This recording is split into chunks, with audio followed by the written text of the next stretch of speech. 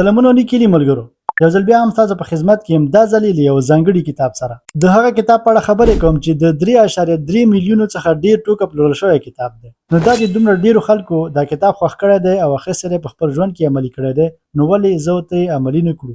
هغه دا کتاب دی، ته ګټونکی پرته له شکه ته ګټونکی. دا کتاب زما د خوښې کتاب دی. کله هم چې ځینې ملګري له ما پوښتنه وکړي چې زه غواړم مطالعه پیل کړم او نه پوهېږم چې کوم کتاب ولولم، نو زه همدا کتاب ورته وړاندیز کوم چې ته په لومړي سر کې دا کتاب ولوله، ځکه چې په دې کتاب کې داسې یو څه دي چې تا هڅوي تر څو نوره مطالعه هم وکړي، په ژوند کې نور مثبت بدلون هم راولي. د کتاب لیکوال شیو کهورا دی او پښتو ژبې ته عبدالکبیر صالح راژباړلی دی. موږ ټول په ژوند کې بریا غواړو.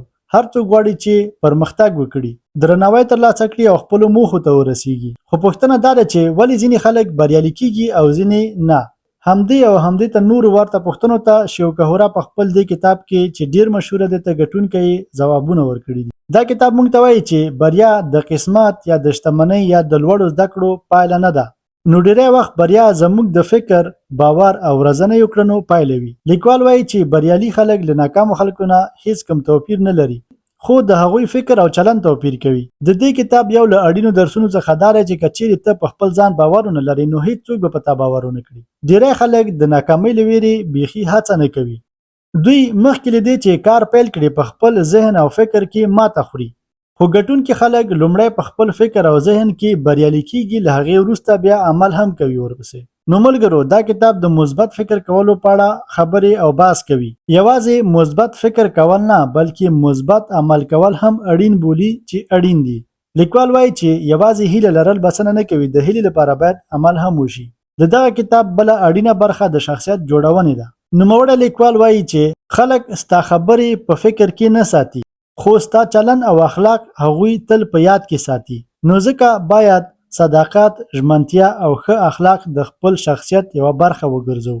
ماته د دې کتاب د یوه جمله ډیره په زړه پورې ده چې وایي ګټونکي بیلابیل کارونه نه کوي، بلکې هماغه کارونه په بیلابیله او غوره لارو ترسره کوي. او یو بل ځای کې بیا وایي چې ګټونکي د یو کار د ترسره کولو لپاره بهانې لټوي چې څنګه یې ترسره کړي، خو ناکامه او بایلونکي خلک بیا بهانې لټوي چې څنګه یو کار ترسره نه کړي.